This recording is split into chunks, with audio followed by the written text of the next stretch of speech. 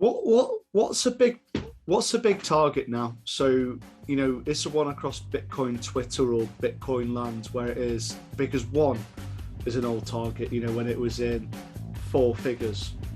Yeah, well, the last target on Bitcoin Twitter was 6.15. That was the amount of Bitcoin. If you get 6.15 Bitcoin, you get big titty bitches and infinite riches. This is the store value. This is it. So just put your money into Bitcoin instead. That's because why do people buy gold? It's a hedge against inflation. Why do people buy property? They want to grow their wealth. No one wants to look after a huge property portfolio. I don't know why anyone would want to do that with their free time. It's fucking stressful as fuck. And just a lot of admin. Do you want to be getting your own home farm, getting some chickens, some cows, and then doing what you want, going shooting your quad bikes and on your jet ski in your lake. Exactly.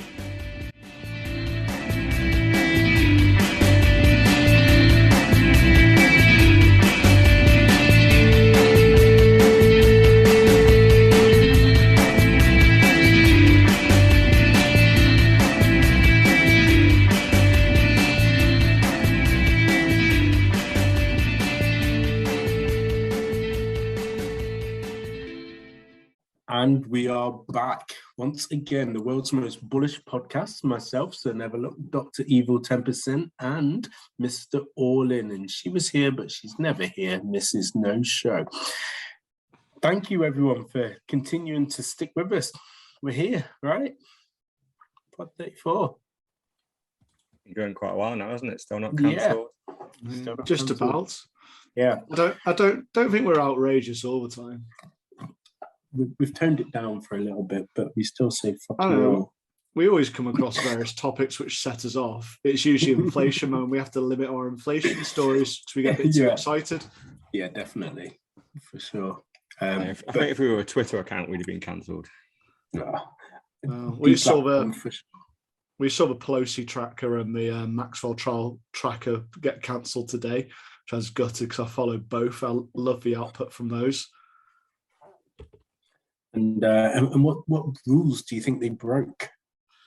Just pissed off people. I think from what I read on an earlier tweet was the Pelosi tracker got a cease and desist letter, but they just went, no, there's no reason why you can do cease and desist. And also, I think how the person said no, I think they're probably quite untrackable. So, and the Maxwell one, I don't know because it's public information, so I'm a bit unsure. But I'm sure there's some outrageous opinion on there, which probably was how Twitter got them, because it's not just fact, this is what happened. It is various opinions on there, like release this about X or Thingy was on the Lolita Express. What did they get up to? So, yeah, it probably was opinion more. Yeah, it's a very clever catch-all when you do the cease and desist letter, because if you don't agree with it, then you have to fight it. You have to put a legal case forward as to why you're allowed to say what they are claiming copyright over. So if you just go, I ignore you, the next thing they do is just send the same thing to Twitter and go, this person is on your platform infringing on our rights. You have to, they've said they don't care. So therefore you have to do something. And that's what they just go in through the back door, because they actually don't want a court case, because they know full well a court case would take years, and at the end, you delete the Twitter account because you probably won't defend yourself either. But if it's YouTube, Twitter, Facebook, it's basically it's a platform for the rich, because you can just go around doing cease and desists on everyone. You need a decentralized, is what it comes down to, isn't it? Exactly. You need someone that isn't in the middle that can just switch your account off. It should be, no, if you want me to switch my Twitter account off and stop me, say, bad mouthing you, you need to sue me in a court of law and actually prove that I am saying something that is libelous. And then if you win the case, then I have to remove what I have to remove. But in the weird world we live in now, where everything is so centralized just around a couple of platforms, it's whoever's got the most lawyers. And if they can just throw a couple of grand at something, and then they've got these lawyers on retainer anyway. If you're someone like Pelosi and all that stuff, she'll have a full-time lawyer. Of course she has, because she's the world's most successful investor. Yeah. One which happened this week was Andrew Neil. the journalist. So we saw him have a bit of a meltdown over vaccine passports, and then someone basically called him a nonce for going on the Lolita Express. But it doesn't seem like the person who would be in that kind of situation. But he then I think went to sue the person. So I don't think he can do a cease and desist. But he just said, "I've got your details now. They're with my lawyer. We got all your details, so we're going to sue you." And I suppose that's the right way to do it, because the person's just gone, "Oh shit, I've overstepped it now." Because I'm very doubtful there's any kind of evidence linking him to that kind of situation. Yeah, you do have to be careful. It's the internet is not the Wild West that it once was, especially when you're on a platform like Twitter or Facebook, because they know who you are. Even if you think you're just a cat, you're not. They know your IP address, they know your phone number, they know your email address most likely. So they will use that. And if they think you've broken the law, which in a libelous situation, it's a bit of a thin line, whether that's enough. If it's a death threat or racist abuse, then you're totally going to get doxxed, and they're going to give your name and address out. The libel one, more of a grey area. I'm not sure Twitter would give your name and address out for that. Well, he said that he got some details for it. Yeah. So I'm only following what I've seen on the tweets, but I kind of did think that he kind of deserves to stay on that, because it just seemed completely out of order what someone was trying to label him as. Yeah, because you'll always use those details, those real details, as your fallback should you need to reset your account. So you need some form of reality and authenticity, won't you? Even if it's just a parody account. Yeah, you've got to be careful. It's so easy to call someone a nonce, but that's very different to calling someone a dickhead or a fascist or even a Nazi, right? You can pretty much call people that. But if you, what's your favourite? Status cook. Status cuck, yeah. Yeah, status cuck. That's a good one. Or bootlicker, yeah. So they're all good ones. But weirdly, the two that I know are definitely libelous, other than the obvious ones with death threats and racism. They're obviously illegal. But the other ones are fraud and nonce. You can't call people those things. Elon called someone a nonce and got away with it. They argued it's some South African term. He didn't get away with it. He had to pay that guy off loads. That was the Thailand guy, wasn't it? That was slagged him off when he made some kind of, what was it, submarine to get those kids out, and he said it was useless, and Elon's an idiot just trying to get press attention. So yeah, he called him a nonce. I think he made a good couple of $1 million. They settled out of court. I didn't realise. Obviously, that gone hush hush. No, it went hush hush because Elon just went, fine, I'll pay. Because he can't say he didn't say it. He freaking tweeted it. So, yeah, it's out there. It was at the same time that he was getting sued by the SEC as well for not sued, just prosecuted by the SEC for tweeting about the Tesla share price, and they removed him as chairman and CEO, and then he just put himself as Lord Commander of Tesla instead and went, fine, I'm not chairman. So I think because it all happened at the same time. Wasn't his finance director changed to Master of Coin or something? Yeah. You gotta love him, haven't you? Yeah, I think you got to have something like that with a decentralized. There's got to be some kind of comeback, surely. I was going to say, I think that's probably going to, like with most things, it's going to be their downfall. So that will be the platform's downfall through all of this deplatforming of others, and also being one of the early platforms. Obviously, you've got your Twitters out there.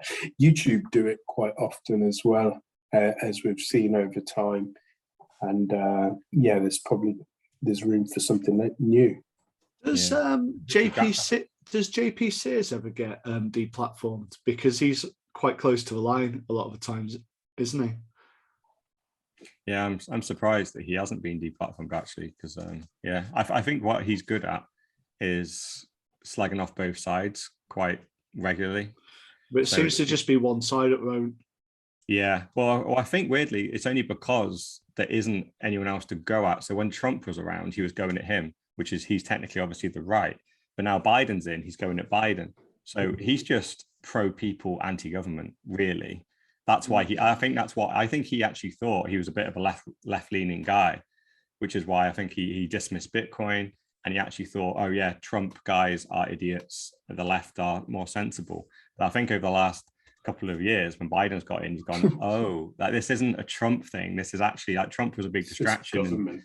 But it doesn't matter who is standing behind that podium. Like, the same thing happens, and they just steal your money, and that's what's clicked him into Bitcoin. They pretend that they're caring, they're going to give it to the poor, then they take it off the poor and give it to themselves. Yeah, and you can say people like Trump are, locking down borders, they only care about themselves, and they're hurting immigrants, they're hurting the working man. But then Biden gets in and does exactly the same, carried on building the wall. And they've put a flight ban on Africa because of the Omicron. Like 50 cases. Yeah. And Trump did the same, or wanted to do the same, and he was labelled a racist. Yeah, it's weird, isn't it? When Trump does it, just about everything Trump did was racist, and then Biden does the same thing, and it's protecting the American people. You go, well, the only one who said openly racist comments is Biden, and there's actually videos of him doing that.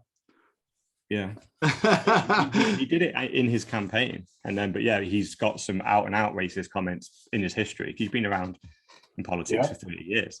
It's around about 200 years, isn't it? 250. And they had to draw pictures of everything. There he was, looked about the same, still a load of shite coming out his mouth. Yeah, he just always looked old. Yeah, but hopefully Jack Dorsey goes off here. He's quit Twitter now. He said in one of his last tweets that he ever did was he wanted to create a decentralized Twitter. So I hope that the reason why he's left is that he wanted to build it with the resources he had at Twitter. And I would guess that their board just went, no, like, you can't build that here. So he's gone, okay, fine, I will leave, take a load of my share capital, sell some of it, reset up as a decentralized Twitter, and I'm going to build it again. How much would you be willing to pay a month for decentralized? Like £10 a month, same as my Netflix. See, I'd have to get used to the concept of paying for something like that. I think it would be strange. Like, I'm thinking to my head, what is a fair price? And you're paying for a platform, someone to leave you a fuck alone. So I'm kind of like, would I pay a tenner? I'm not entirely sure. Leave you alone, no adverts. Yeah, I would, no adverts and video content. So bring in Twitter and a YouTube kind of style. Yeah. I'd probably pay a £5 a month. I'd be happy with a £5. I could live with that one. It's bizarre though, because like we're so used to like the entire, well, there's certain services on the internet we're totally conditioned to not pay, and it's Google, Facebook. We said if you get something for free, then you're paying for them. Well, they're using you as a product, aren't they? Yeah, exactly. Yeah. So it's very weird because they're almost the most common ways of using the internet. But everything else you got to pay for, right? Anything entertainment related, the amount of subscriptions people have, whether it's for your podcast, for your audio stuff, films, sport, everything you pay per month for. But actually, where we have free speech, which is the social networking platforms, none of them have charged. So they've all got huge based on that business model. We are now the product, and before it was kind of fine. Like, there's selling our data to shill us products, but I wasn't that bothered about having personalized adverts. In reality, it's like, fine, I know I'm going to see ads. They might as well be related to the stuff I might want to buy. But then the problem is now what they've layered on is they've become so centralized. Now the government's come in, and now they're starting to censor freedom of speech, and you can just be deplatformed at any point. And then this nice little free environment suddenly is not free, really, or at least the cost of entry is, oh, you also need to abide by the government rules. And you go, well, hold on, no, this is, I should be able to say what I want, right? If people don't like it, they can block me, they can mute me, they can do what they want, but I shouldn't be deplatformed from the whole thing. But that's what's happened. Yeah, I'm someone who regularly mutes people. I mute people on LinkedIn and mute them on Twitter. So like I go through my LinkedIn feed and it just ends up with baby pictures and all kinds of shit. So I just mute. I'm not interested in this. I'm not interested in this. If someone does it regularly, they get muted. But it's kind of like, I'm not going to deplatform them for that. And I saw, I think it was one which you like Mr. All In, I think two of your friends about some kind of pregnancy. and some horrendous comments about it. It's just like, you do realize this is linked to your job. And you say these things, but my kind of like was like, I don't want to see this shit, so I don't want to see it. I'm not going to sit there and like slate someone for sharing something. It's my work network, I'm not interested in it. Yeah, it's funny actually, a few people have talked to me about, wow, Gaz is quite controversial online, isn't he? And I'm like, well, I think he just probably says what you think, but says it. He's a keyboard warrior. Yeah. I'd happily say it to their face. It's like, yeah, that's the thing. I never hardly ever attack individuals. It's just, if at the moment, just being like, just saying, I don't think people should be forced to take a vaccine is controversial right now, isn't it? And that would be probably a slackable offense. So all I'm really saying is that, and I'm supporting the messages that are coming out. I'm liking and commenting on them, doing the odd status update myself. Yeah. But it shouldn't be controversial. This is like, if I'd have come out and gone, oh, I'm not taking a polio vaccine or any other vaccine, everyone had gone, well, good luck, we're having it. You don't have it then, all right? And you go on with your day, don't you? Yeah. It's only this one, and they don't realize why this is so controversial. Like, it's almost a very good way of knowing where the barriers are coming in. Like, what can't you say in society? If there's something, just by having an opinion about it, you're scared, that's almost definitely something we should go and look at more, because there's probably something going on there, and they're going to keep getting closer and closer to other opinions you have. And we should, if anything, look at the taboo subject and talk about them even more, just to go, what's in here? Because it shouldn't be a topic that you're just not even allowed to have an opinion on. And or there isn't the government line. Well, we've ended up this very left-leaning kind of society, really weirdly. And it's, we've got to be nice to everyone. Everyone's opinion counts, but not that opinion. And we've very quickly gone into that over the last 10 years. Because it's been gradual. Because I thought to myself, I've been sucked in about certain things, and now it's just ended up being, well, completely the opposite of what the left has always preached about: free speech. Yeah. I find it hilarious at the moment. It's all about inclusion, right? All about inclusion. Everyone, skin color, height, weight, gender, sexuality, everything's fine, right? However, if you support Trump or aren't vaccinated, then go die. And it's almost just, we're allowed to just kill these people. It's like, hold on, I thought we were the peace and love and flowers kind of group. You can't pick and choose. Like, everyone is a person, right? And everyone should be listened to, and no matter how offensive you think their opinions are. But these people claim to be, libertarians as well. Yeah. And it's just like, that is not what one is. Reality, they're all status cucks, and that's they're getting their opinions and their definition of inclusivity and their definition of diversity from the government. It's like, instead of their own brains, which is why they're just so inconsistent with what they're saying. If you speak to a Bitcoin libertarian, they will absolutely, we would fight for the right for shitcoiners to be able to promote their scams, because if they can't promote a scam, it means then someone else might be getting silenced for promoting a really good cause. So you can't have any censorship. But the people that are supporting this type of censorship think they are 100% inclusive, and they're just like silencing the very edge cases that are super dangerous to society. And the second you go down the censorship route, the second you even censor one person, it's broken. It's now it's a slippery slope until you're silencing everyone that doesn't absolutely agree with you on every single topic. And like, if we talk for long enough about enough topics, we'll eventually fall out and go, right, you're cancelled then because you don't agree with me on that. Like, you end up just talking in an echo chamber, and unfortunately we end up in like a North Korea or a China type social network. It goes back to George Orwell novels, doesn't it?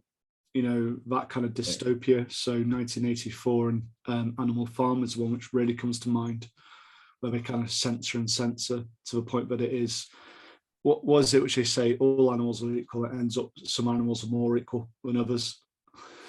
Exactly, yeah. The pigs are slightly more equal than the other animals, which is why they get to live in the farmhouse and have all the nice food and nice warmth. Yeah. But talking of speeches, let's pick up on your speech that you did last week. Yeah, so it's happened. Yeah, so I can paste it in to this podcast if we want, when you shove it on the end or something. Yeah, but yeah, I think I was quite a bit optimistic last week. I think it's one of those things you have in your head where you go, that these are business people, they should have their head screwed on, and then so you think, oh, maybe I could. They're going to react well to this type of Bitcoin speech, talking about how businesses can use Bitcoin and put it on the balance sheet, pay their employees, and just accept Bitcoin. But then just before I got up, I looked around the room and everyone was laughing and joking. They were getting hammered. People were like getting shots in the bar. And you go, this is actually really exactly what I expected. Like, why did I expect anything different? You've got the CEO sat on each table, and then he's got a load of his employees surrounding him, all kind of there for a night out. They were there to get their reward. So I got up there, I did the speech. It went kind of as well as it probably could, but I obviously slated shitcoiners and no coiners at some point.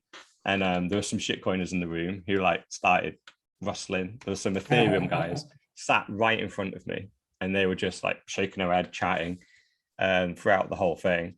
So afterwards, do they try and stick up for Flickr? Who knows? I didn't. The comedian called him out and went, "What are you talking about over here?" And they were saying Ethereum, but he didn't know what they meant. He's like, Dogecoin. And he went, no, Ethereum. He's like, Ethereum bum. Like, what? And he just went off. Like, he literally didn't know what they meant. And that made me laugh by the time I was sat down. But no, yeah, so some conversations happened afterwards, but there was two good ones. And focus on the positive. There was two good ones. People wanted to move large amounts of money around and store large amounts of money, and they wanted to know how to do it in Bitcoin. So I've now emailed them. There's Sailor's got some guides. We've obviously got Strike, who do settlement. There's also Coinbase settlement as well. So I gave them some links, set them off on their journey. So hopefully they're going. They were both settling hundreds of millions per month, moving it around the country. Can you say what kind of businesses? Yeah, they're settlement businesses. So they sit in the background, basically. So when companies do want to pay large bills and move investment money around the world, they are essentially like high profile accountants, like moving the money and trying to make it tax efficient. And I think they almost do the hedging as well. So I don't think companies do it themselves. They employ companies to make sure their balance sheet is hedged sometimes. It seemed to be what these guys were doing. So they had, and weirdly, one guy had a load of BNB. He had it from China. He's like, I need to figure out how to get it into Europe. Sorry, BNB. BNB, yeah. So it's Binance coin. So the large exchange. It's CZ, the CEO of Binance. They have a BNB coin. Yeah. And he had something like 200 million of that. And I didn't really know the answer to his question because he was moving it from China into Europe. He's like, there's loads of legislative barriers to get basically an unregulated currency from China into Europe. I'm like, right, I'm not educated on that stuff. I'm not qualified. But look, you can do it. Here's the services to do it. But whether it's legal, what rules do China allow it? Fuck knows. China have banned everything. So I don't know on that one. Because that's the thing with China. They don't want money to leave their country. And interestingly enough, obviously, Binance have just gone for FCA approval as well. So, they're trying to legitimize even more their business because they have been seen as one of those exchanges that aren't necessarily whiter than white out there as well. So, yeah. Exactly, yeah. So if you're moving 200 million from that exchange into UK, there's a whole host of money laundering and terror financing type problems that are going to come with that money. So I was like, look, I guess really what it probably shows is when you really get into the weeds, if you're not doing something basic, the two requests that came up to me was all about this settlement of moving huge amounts of money around the world. And you can do it with Bitcoin, but look, straight away, you're in a regulatory quagmire because technically you can do it, but are you legally allowed to? I don't know on a lot of that. Just putting your own money on your balance sheet, paying your employees, or accepting Bitcoin as payment. I know that's all sound, but they didn't come up and ask questions about that. They moved straight into a more complex version of it. The other people that came up to me were just full of FUD. And they were just so annoying. You had FUD no coiners, FUD shit coiners, these two heavyweights. Did you have anyone who just said, "Tell me more about Bitcoin"? Yeah, there was two people on my table actually, and I think because they were longer conversations, so they weren't like coming up to me with a point. They were just going, "Go on, tell me more." And so I think I got quite far with those two, and they were super in on it. But I think unfortunately it plays into it. There was one that was probably about 45, and then one of probably 25, and really they were both in the same position, going, "I don't even have any money to invest." Yeah. And I was like, they just thought they can't afford to. I was going to say that. I Go was into going to say Bitcoin people feel like they've missed the boat. I'm sure they have money. I'm sure they're just spending up to their limits. So I think with people in that kind of event, they'll had some money even though they're just employees. It's just they're like, oh, I don't, I like my meals out. I like my leased car. I like my subscriptions and all the other, bits on top which I have. And it's just it's prioritization. And until you actually look into your finances, your retirement plan, inflation, you don't understand how urgent it actually is. Because I didn't really understand, and so Neverlook and I are looking into that at the moment. And it's so confusing and so hard to work out a way. And I'd say we're, relatively financially educated, whereas most people aren't. Exactly. That was going to be my point, yeah. Because they were, I think I got them pretty sold on Bitcoin. They were pretty much going, okay, this sounds good. And I was going, just put £10 in, everyone can afford that £10. Like, just get off zero. Yeah. Get off zero was my point. Like, just get off zero. Anything you can afford to hold for 5 years. And straight away they went, oh, there's no money I can't hold for 5 years. I went, £10 and do another £10 in 6 months. Like, just really start small. And the problem was these people have never invested. They barely ever saved, because they're growing up in a world where saving is stupid because inflation. So they got their mandatory pension and that's it. Yeah, and they're just hoping for some massive pay rises or bonuses that are coming around the corner. I mean, everyone's just hoping on this, their career will work out. And on a windfall, the people are hoping on a windfall. I feel like there's a lot of FOMO around any investing whatsoever, because I need to be looking at a computer screen all day. And I think also mentally, it's hard for people to get over the fact that there's obviously 21 million Bitcoins, but they won't even be able to get one. And so in their mind, they're thinking, well, I've got to get one, but that price of one is so much. And they don't get the fact that even a fraction of one is okay. Because it just feels small fry of one. But that's great. The one thing I tried to explain, because someone said exactly that. They're going, look, Bitcoin's, it is. What's a big target now? So, it's the one across Bitcoin Twitter or Bitcoin land where it is, because one is an old target, when it was in 4 figures. Yeah, well, the last target on Bitcoin Twitter was 6.15. That was the amount of Bitcoin. If you get 6.15 Bitcoin, you get big titty bitches and infinite riches. So it kind of got knocked down. That's an old school one, isn't it? So that'll be a few years back. That was back from 2017, when basically a whole to get that was about 10K. So that was the milestone. So we knocked it down to 0.615. So 0.615 would be about 20K around that mark. So that's achievable if you do that over a number of years. But obviously, I don't expect anyone to get to that, because the next couple of years from zero now. You pretty much have to have the money up front in order to get that right now. So would you say like 0.1 is like probably the target now? Yeah, well, I think start to nominate it in Satoshis essentially. So you can say, start with 1 million sats. So 1 million sats is about £500, and then like £400 a day actually. So it'd be 400 quid, and then you go 10 million sats. That's £4,000, and then once you get to 100 million sats, then it's the 40K again. So I mean, so it's maybe about 10 million mark is a big one, which is achievable but a push. Yeah, and maybe just start at the million. Try and get 1 million sats. That's 500 quid. So you start at your 20, 30 quid and work up, and then it's literally just stacking sats. And I tried to get this point. If you divide the 21 million by the 8 billion people, it's only 25,000 sats. So that's a tenner. So for every tenner you get in, that is one person's allocation of Bitcoin. So if you get £20 in, that's an allocation that someone else can't have. Now you've got it. So just keep stacking allocations.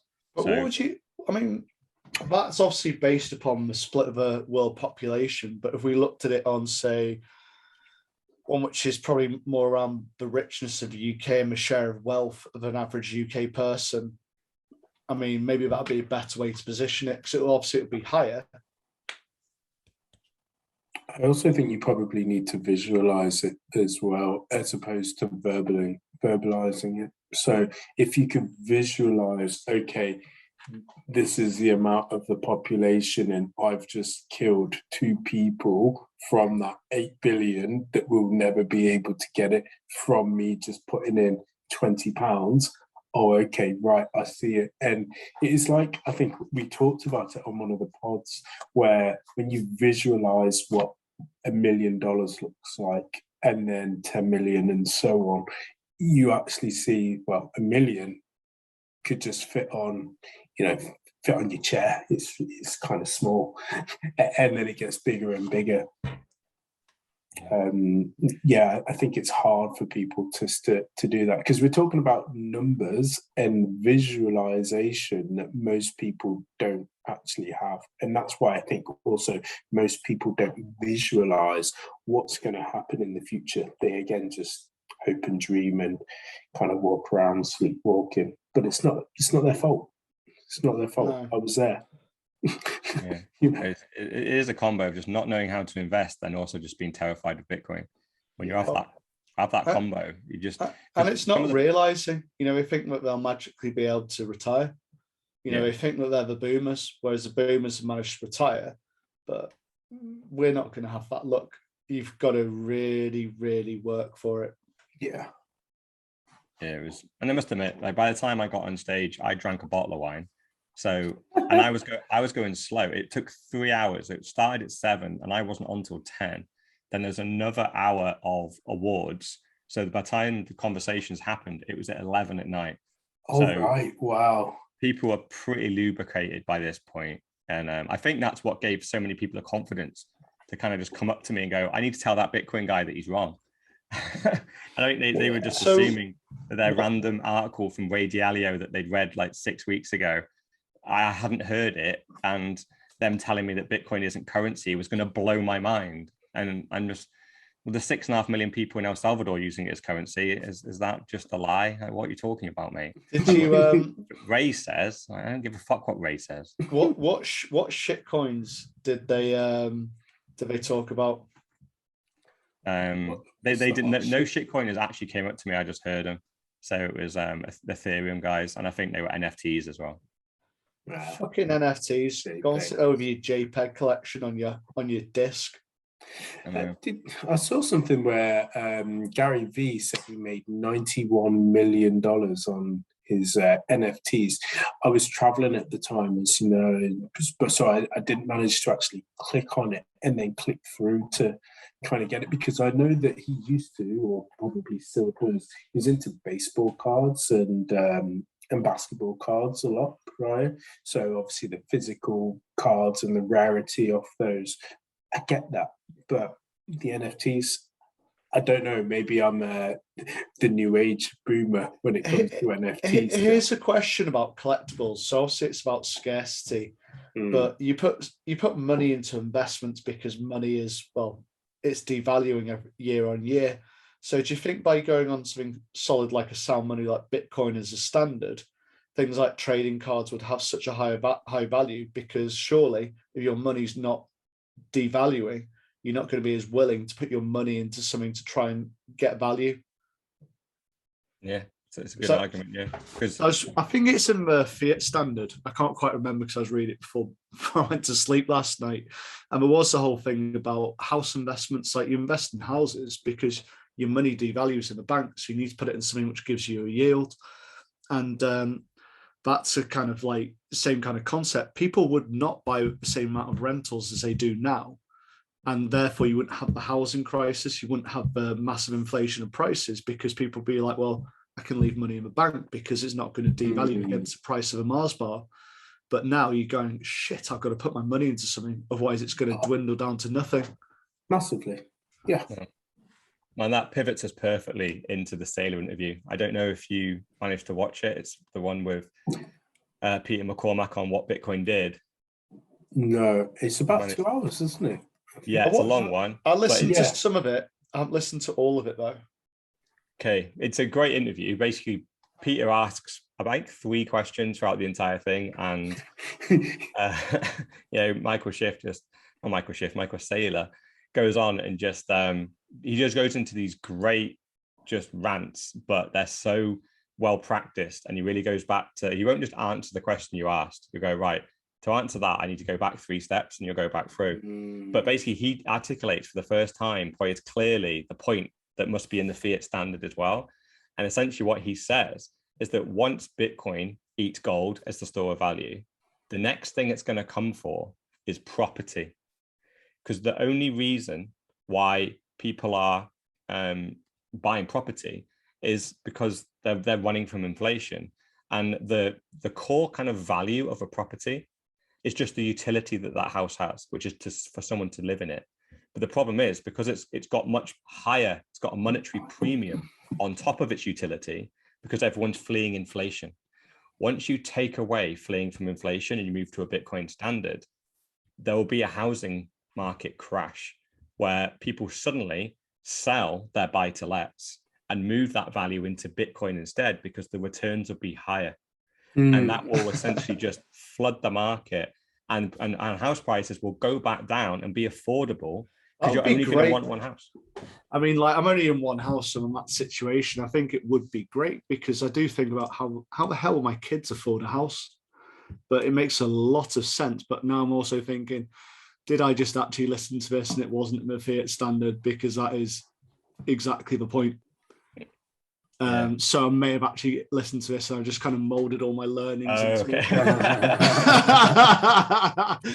But yeah, they do become one, don't they? Well, that's it. Like, it doesn't matter where it comes from. It's as long as I educate myself. Yeah. Oh yeah. And it's a very interesting point now. I must admit, I was thinking of Senevaluk when he was talking about this, because when you're even an example of it, right? Like the Bitcoin has probably stopped you in your stride, right? You were just going to continue out your property portfolio. You've realized that actually money is just hyperinflating. The tax man is just killing you on this property stuff anyway, because the government, they want to keep you poor, want to keep you down, want to keep the property on their hands anyway. They're making it difficult anyway to build a property portfolio in 2021 from zero is tough. So you're looking just for easier options and higher returns. And Bitcoin's just right there. So you're probably an example of someone that is now going to stop inflating the housing market, because you're going to stop putting your money there and you're going to start putting it somewhere else. You nailed it. I've just literally got my second one finished, had someone come round today to view, and I'm like, this is great, but I won't be doing this anymore. Not because I don't want to, but probably because I found a little bit of an easier route where I don't have to lift anything. I don't have to chase anyone. I can just set and forget. It's time consuming. And there's also stress, there's a risk. You know, there's a lot of things about property which people don't appreciate. They just go, oh, these greedy money grabbers with their buy-to-lets. It's just like, you do realize the only reason why they're doing it is because they've gone, how am I going to retire? Yeah. You know, it's not because you're greedy. It's because you want to be actually able to retire. You don't want to die working. Yeah, 100%. And without going on a massive tangent, if people really knew about the amount of paperwork that you have to do, and like I had building control come out this week, and they were like, oh, that lead's great in terms of the lining, but it needs to be 2 bricks high. So that means I now need to call the roofer back to do that, which means more money. And I think people watch programs and they see it's all done nice and fancy, but I guarantee I'd love to see how it gets signed off properly, and all the paperwork done in the behind the scenes, because I've had a lot of paperwork. And the thing is, like, your house, you gave me a view was it last week? Yeah. Nicely spec'd, you've done the house out to attract a good caliber of tenant. It's not just like you got some hovel and you like go and live in this shithole. Yeah. So it's cost you a fair whack to sort that house out, to rent it out. Yeah, 100%. It's the regulatory moats that they build around all this stuff, right? So it just makes it harder and harder for the person starting out, because all these people that have all the property now, none of these regulations existed back then. So when they were getting off the ground, it was just build it high, you can rent it out for what you could. But then once they got established, they got closer to the money printer, closer to the political power. And then they started wanting to go, we kind of want the door closed behind us now. So now that we have billions, we can afford to put 2 bricks of damp proofing in here, and we're going to put light switches all over here, because now they have infinite money pretty much. They're billionaires. So all these regulations, they just bake it in and go, I don't need to make as much profit on every property instantly because I've got a massive bankroll. But for the person starting out, suddenly now to do your first house, it's if you make a profit, I think you're doing it amazingly well. It's a Duke of Westminster owns a silly proportion of the UK, isn't it? Yeah, and you kind of think that it is borderline immoral to actually own as much property as he does. Because you're not just making a living, you're making people's misery at that point as well. And if he sold his property portfolio, it'd actually impact the UK market significantly. Yeah. And it's funny we talk about this, because it was only the other day that I became aware that Lloyd's Banking Group is actually one of the biggest landlords in the UK, and they only plan on getting bigger as well.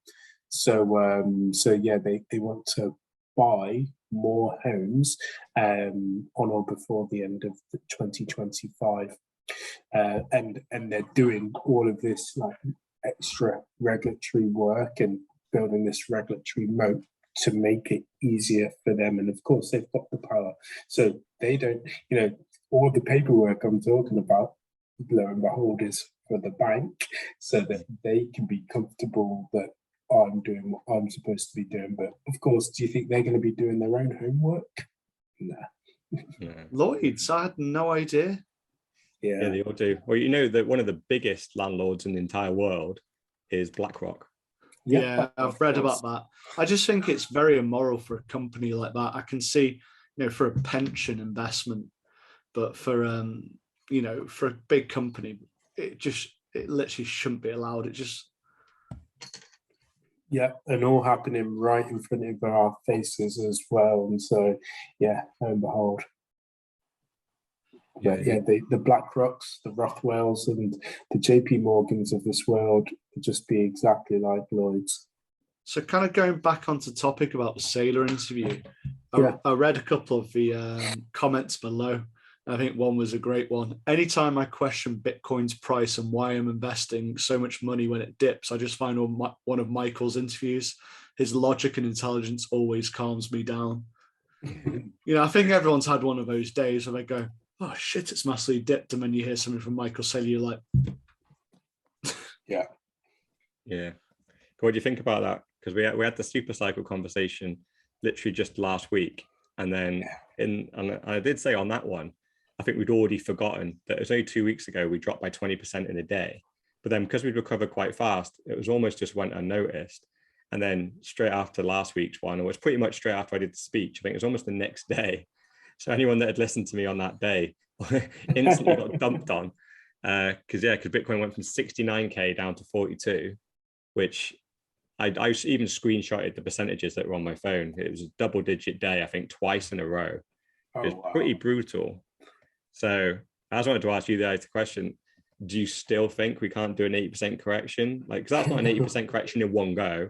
It's just a sustained thing, right? So you do 25 in a week, wait a month, another 25, wait a week, another 25. That pretty much does your 80. So you just need 3 of these in a row, really. And last week you were going, now we think you're done. I just don't. I think 80%. I just feel it's too much, just purely because of the presence of some giants in the market now.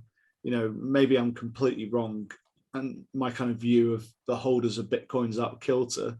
But with Sailor, MicroStrategy, Tesla, etc., I just think it's got too much of a hold to go 80%.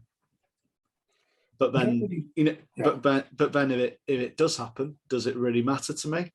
Not really. You know, it's not just a half-year investment. It's not looking for the super high and sell-off for me. It's a long-term investment. I did say initially 5-year, but I just don't know if 5-year really fits the bill anymore. It's life, right? You start off with 5 years. You never. Yeah. If you're not handing over sats to your kids and grandkids, then you fucked up, right? Yeah, exactly. I just, you know, I kind of look at this and think, I don't see how it can fail apart from, well, there's one issue, which is just getting past governments, and eventually it will. I just, you know, I don't see a more ideal currency, or even you know, something to put value in. Everything else can be manipulated, and I think that's what it comes down to. We've got a severe lack of trust in the government, but we still lick their boots. Yeah, I think all I wanted to say really on this was pretty much, I think we just need to be open to the 80% and just don't think it's not coming, because I don't think it will until we go a lot higher. Then I think there's an 80%. We come down from a lot higher than here back to probably about where we are. That will be the 8% correction. But it's just to get people in the mindset of, look, this is still a highly volatile asset. There's a lot of fresh money coming in. Like, we went from pretty much 30 to 70 relatively quickly the last couple of months. It's like the price of Bitcoin, it can be so fragile. It only takes someone to go on the market and dump $1 billion, and we'll drop 10K, because there's just not that much liquidity in the markets, and we're so kind of in the rarefied atmosphere. I think the good thing is we did bounce off 40. So last time we went down into 29. So we're a good, 13K up from that. So each time we are taking these big dips, we bounce off a higher number, which is always good. So that does suggest there's a more hodlers are stacking each time, and the price is moving up as these hard hodlers are. But the people that are kind of the top 20K of the price, they're not hodlers yet. They're still trading in and out, and they get scared. So we just have to keep living with that. Every time Bitcoin goes up, there's probably the last 20 to 30% of people that brought in have no clue what they brought, and they're very easy to shake out, and they will sell on a green day, because then they're literally in it to make some fiat profits. That's what I was going to ask, actually, because I don't really look at the on-chain metrics but I listen to it in terms of how long people have held their Bitcoin for. And so I think like one of the stats was over 3 months or 90 days where people had bought and then just, never sold, and whether or not that's happening still, which would be great, and obviously longer than the 90 days. But when you're coming into it and some people aren't necessarily doing their homework before coming into it and just simply expecting the number to go higher, then they will get scared. And as we know, Bitcoin is volatile. They need to just ride that out, and that's why things like our own podcast. Yes, we're shouting ourselves out. Michael Saylor, and everything else is worthwhile listening to educate yourself. Yeah, because it's another thing actually that Saylor did say is, number one, he really hammers home the long-term investment thesis, right? Really, really well. Yeah. Then he actually does address the massive elephant in the room, which is around government banning Bitcoin. And he then just illustrates a whole case where, no, the dollar will be essentially the currency and Bitcoin will be the store of value. And if you're not happy with that, then why not? Because Bitcoin will be $100 trillion asset at that point, and Bitcoin will be like 6 million a coin. So there's enough to go at. And then the interviewer went, yeah, but Bitcoiners want to be the currency, right? If people are still being paid in the currency, then they're still getting hyperinflated away. And Peter just went, well, no, they won't. Because you earn your fiat, but then you can convert your savings into Bitcoin. That's the store of value. That's where you keep your wealth. And fundamentally, he went, look, we're at a crossroads here. We can turn left and go and be the store of value, and we'll get attacked by the gold bugs, and they'll try and ban us, and nothing happens. Then after we beat gold, the property people will try and ban us and sue us, and they'll hate us. Nothing happens because these people are not societies. They're just other investment vehicles that are just kind of owned by people, but there's no kind of government or association protecting them. If we turn right and we go and attack the stock market, governments, all currencies, basically you're going to have every politician, every CEO, just and a lot of just normal like patriot type people that think you're attacking their country coming for us. They're going to ban us, regulate us. It's going to be a whole world of pain. So this is, I think, whole Saylor's genius of his 4D chess, and it's like the Trojan horse. I think he's pretending to us to go, look, guys, let's just pretend we're turning left. And we're going after gold, and we're going after property. Everybody knows that once we get to $100 trillion asset, 100x from where we are, then of course people are going to be using it for money, dickhead. Of course they will, but it'll be too late. And then when they come to fight us, where they're fighting 100 trillion, not one, we're 100 times stronger, and we'll be able to beat them. So I must admit, I'm kind of going, oh shit, maybe we should stop talking about inflation. We should just start attacking gold and property. Just leave that as our focus, because no one's defending that. It's just they're defenseless. We can run in and burn them down. Whereas with the government, property's an easy one, isn't it? Yeah. Because we've talked before, like you've got a whole property investment, especially Lloyd's and BlackRock. You know, it just astonishes me. You're basically profiteering off someone else, aren't you? Is what it fundamentally comes down to, by inflating the price of property. So buy Bitcoin instead. Humanitarian. Yeah, well, it's pretty much, yeah, exactly. It's just pretty much saying, yeah, you're not going to make as much money in property anyway, and it's really difficult. So even if you don't, this is the thing, right? Almost, this is what. And also, you can help out. You can help out the poor by not investing in property. If anything, what Saylor was pretty much saying is like, let's just drop all the kind of the issues and the ethics and the morals behind it, and just say it's a better investment. Because a lot of like what we like Bitcoiners talk about is highly political. And the second you start talking politics, then people can disagree with you. But if you just go, look, we're attacking gold and then we're going to attack property, you don't have to care why, but fundamentally you're going to get better returns. Yeah, this is the store of value. This is it. So just put your money into Bitcoin instead. That's because why do people buy gold? It's a hedge against inflation. Why do people buy property? They want to grow their wealth. No one wants to look after a huge property portfolio. I don't know why anyone would want to do that with their free time. It's fucking stressful as fuck. And there's a lot of admin, I'd imagine. You want to be getting your own home farm, getting some chickens, some cows, I mean, doing what you want, going shooting your quad bikes and on your jet ski in your lake. Exactly. So imagine that pitch you just made there against the man on the street. Yeah. You haven't gone into inflation. You haven't had to talk about Vanguard and BlackRock. You haven't had to talk about governments locking us down. You go, no. I just want to do that. And that seems more humane, and also on the average person's level of, oh, right, you just want a good time. Well, really, even with the sound effects. Even sound effects are better. Just think about that jet ski.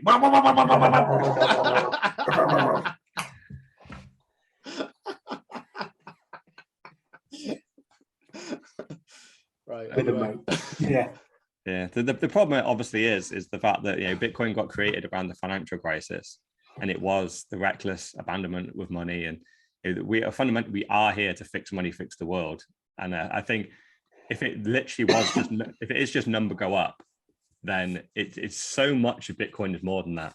But I do get Saylor's point, right? It's just he sounded like a general on the battlefield, and we were kind of all standing behind him. And he's like, look, I know all of you want to go right, because the people on the right are the thieves. They are the ones to blame. But unfortunately, they have heavy artillery. We're going to take a hell of a beating if we go right. We could well win, but we might lose. We don't know. If we go left, there's huge gold reserves and like huge amounts of wealth for us to go get. And it's completely undefended. let's go left first, take all this free stuff, and then we come back and go right. And then we know that's where you really want to go, but let's go right in 5-10 years time. So I get it. It's a great tactical. So we need to like and retweet and tweet about how we're going to take over gold. Yep, gold is the enemy and property is the enemy, and yeah, we love politicians and the great reset. Maybe it won't be too bad. I'm all right with it now. And fuck silver as well. Yeah, all precious metals. I don't even think about silver. It's just gold and Schiff. Take him down. Yeah, the problem is I don't think Saylor's going to get his way. He's come in too late, and I think there's too many people that just look, we can't get past it. And we've already got people like Hillary now and various other big politicians that they've identified what Bitcoin is. They've identified it being a threat. So I think he's in here 5 years too late to try and get everyone being a bit quiet and going, oh, okay, I get you. Wink, wink, wink, wink. On that point, though, we are starting to get gold bugs moving naturally to Bitcoin anyway. So with that, they bring their source of wealth that then comes over to Bitcoin, as we spoke about on last week's podcast, and the guy that was a big gold bug. And so maybe, again, that naturally just happens. Yeah. Well, they think it's actually interesting, actually, when they broke down the valuation of gold. I think it's about 13 trillion at the moment, but there's about 40% of that gold is in jewelry. So this is what we're talking about, the utility and then the monetary premium. So it's about 40 to 50% of gold is actually used for something, whether it be jewelry or in electronics. So that part of gold will not go away. Like, Bitcoin's not going to replace that. You can't wear Bitcoin on your wrist, and you can't put Bitcoin in your phone to make the electronics work. So gold will essentially, its bottom is about 40% of the price that it's at now. So essentially it should go from about 13 trillion down to about 5 or 6. And that's all gold is. So that leaves 6 or 7 trillion on top of that. That is what can move over to Bitcoin, because gold has got a huge premium on it as a store of value as opposed to just jewelry. And that's what you're saying of property as well. Like, property probably has about a 70% premium in it, which is investment, but then the bottom 30% is actually what houses should cost. So that's where he's getting his 100 trillion from, essentially. So ultimately, you know, if you look at some land, it is very, very expensive to actually buy, and that's a premium, isn't it? Rather than the actual materials which you build with. Yeah, you're right. And it's only a premium because everyone's buying, well, the people that can afford buy, 100 acres of land in 10 different places. They don't ever use it. They just have it to let the value of that land go up. And then at some point they want to sell it. They just don't want to hold it in fiat, which is sensible. But property shouldn't be an investment, and property and land definitely shouldn't be an investment either. It should be something you use. If you don't have a use for it, then let someone else use it. Yeah, very true. Again, I think it's probably a lot of unwiring for people, because for centuries it has been the case as well. So kind of easier said than done, because that will have, amongst certain families and certain classes, have been their education. Obviously a small percentage, but the small percentage will be like, you can look at, we talk about him all the time, Donald Trump. Donald Trump granddad was in property. Donald Trump senior was property. Donald Trump property. And I'm sure Junior will be in property as well in some shape or form. Yeah, it's the last 100 years, isn't it? That's the thing. Like that's 3 generations. That's the entire fiat standard. Yeah. So it's if you go back before that, it was still it was more of a ego thing to control stuff. But there wasn't as much value just to be, hold land and just sit on it and do nothing. It wasn't. You just wanted that so you could build a wall around it and say that was yours, and it just kind of makes you more powerful. Now people don't do it for power. They just purely do it. I don't care where these fields are. They can be any fields in any country, anywhere. I just need my name on them. And then I just sit on it for 10, 20 years, and then I sell them, and I become super wealthy off it. It's like that's bollocks. Like, that shouldn't be the case. So you're not doing anything smart there. You're just wealthy, and it's just you're riding on the fiat train. You should have to actually invest in things that sensibly, and that's what Bitcoin will bring back. Everything won't just go up in value by 10, 15% a year. That will just stop, and it breaks all these models that are so corrupt. You'll come back to a more sensible standard where investing actually becomes investing again. Like, the whole stock market won't go up by 30% a year. You actually have to find good stocks, and you don't have to try at the moment. That's true. Yeah. Do we want to move on to the inflation weekly, since I think this is probably a good overlap? Yeah, it's classic.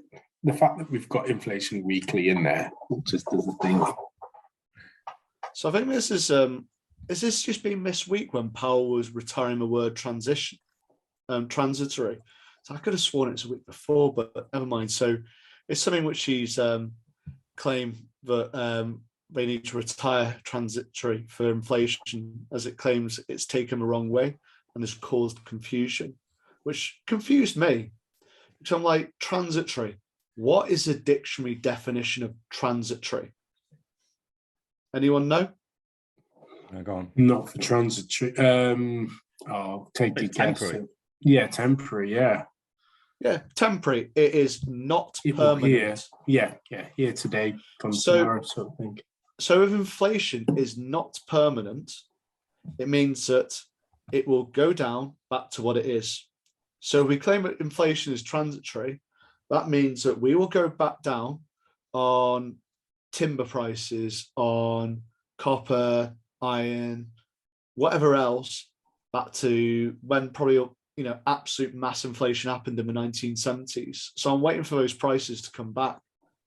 Well, exactly, that's the thing, isn't it? Right? Because it's always, the last year or two is transitory. You go, well, okay, let's just assume you're right on that one.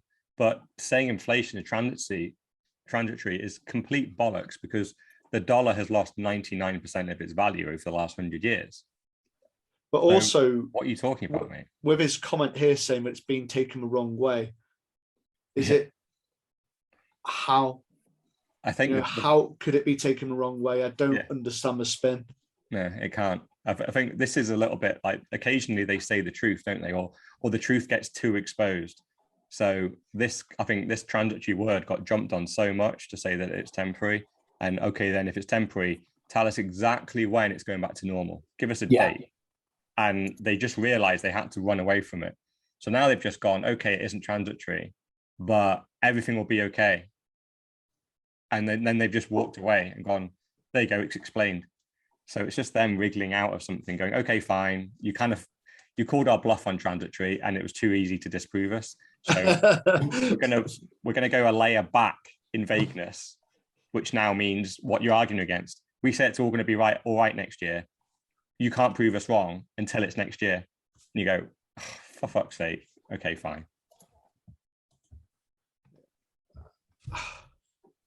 Yeah, it's just that insane transitory. Like, I feel like they haven't used that term before, and it was rolled out in the last month or two, and then everyone's just like, seriously, even people who are fairly financially illiterate were just like, what the fuck are you on about?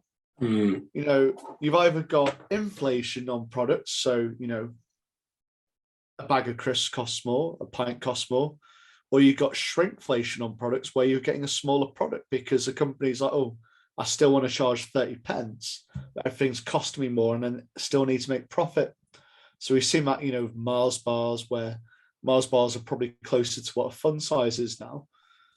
And they had to shrink it. I know there's been various things like, Oreos and washing powder, which have been some good examples of shrinkflation. And it isn't the company's fault for being greedy, which is what it's being claimed in the media. It's the fact that all their costs have gone up, the sugar which they used to buy, the jam, the workers' wages, the land price, the rents, the machinery. It's all gone up, and they can't help it. And they got to make a profit, say, we're a business. Yeah, well, everyone cheered. We had it on here. Was it a month ago, maybe 2 months ago, that the minimum wage went up? And I just went, what's going to happen? Everything else. the products that people buy on the minimum wage will directly go up because they have more money now. Companies will know they have more money. They also have to pay them more, so the costs are going up in the company. So everything just goes up in value. And so I think the minimum wage, I think back in the day, I think it went up 16% or something, if I remember rightly, from like £8.90 to £9 something. And yeah, so what we're seeing, yeah, we're just seeing that 16% directly correlate into the price of goods. And most people think, well, how can you not live off a 16% pay rise? Because it wasn't a 16% pay rise. It probably lasted for about 2 months until the cost flowed through and the price of goods went up by 16%. You're literally just treading water. And this is why you need a steady price and a steady value. So kind of linking it back to a Bitcoin standard. If a carrot costs, 1 Satoshi, it costs 1 Satoshi, and therefore, for your meal, you need 3 carrots, it costs you 3 Satoshis per day. And it same applies to every single product. You can actually budget accordingly, and therefore you can ensure that you're paid. So if someone goes, I'll pay you this, and it's too little to afford what your needs are for food, shelter, and say electricity, you can go, no. And that becomes the market. Yeah. Whereas at the moment, it's kind of like this, it's jumping up and down between the two, and it's an absolute nightmare for anyone to deal with. And there was a problem with price gouging as well, like genuinely, because everything's going up. There's the odd company sat in there going, fuck it, our costs haven't gone up, but we can just put our prices at 20% and everyone's just going to absorb it because they're used to everything going up. So the problem is you create a cover for bad actors in a high inflation environment that are just going to profiteer off it. And yeah, if you have stable pricing, then it's very easy to spot the company that does that. And as a consumer, you can then just vote with your feet. But I must admit, when I go out into the world right now and I start seeing the price of everything, I'm noticing everything costs more. But in my head, I can't quite figure out what it used to be. So I just go, fuck it, I'll just buy the thing, right? And I don't know how much more I'm paying. I just know it's more. I haven't worked out what the percentages in my head. Yeah, I haven't worked out the percentage, but I'm damn sure it's gone up. My whole food shop bill. Even I went to a well-known coffee shop today that Mrs. No Show typically sponsors. As I was coming off the train. Did he get out his loyalty card? We worked together on this.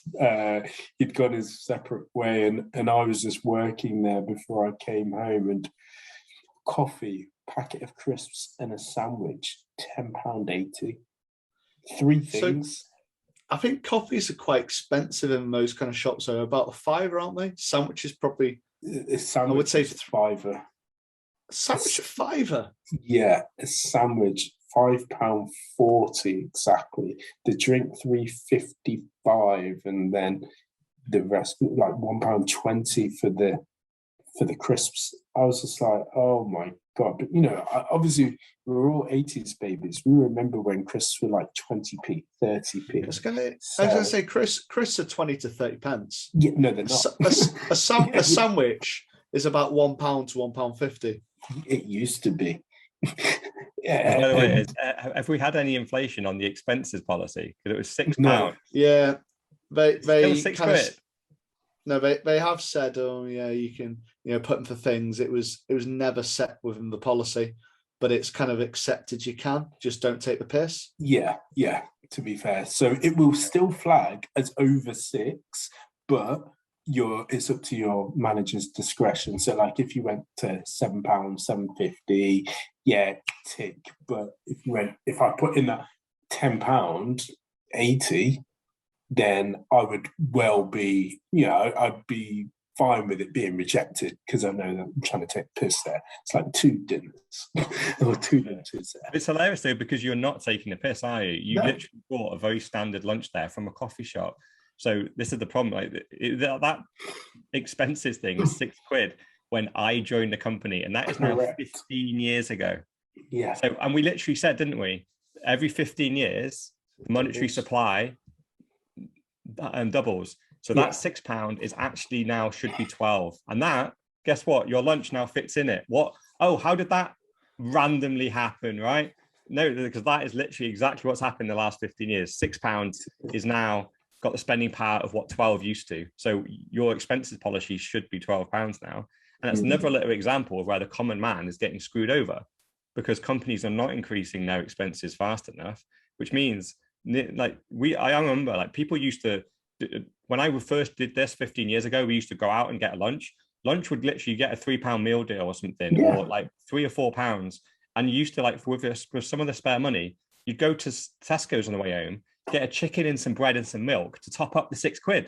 You literally almost do a weekly shop. Like, it was a profitable thing. You'd go out, if you got lunch, you'd get lunch and do your weekly shop. That within the £6. 15 years later, now every time you get lunch, you go, oh, it's going to cost me a couple of quid over the 6. Even the 25 overnight is a like literally, because I was with Mrs. No Show and we were thinking, oh God, where did he take you? Can't go to Starbucks at night. No, we didn't go anywhere.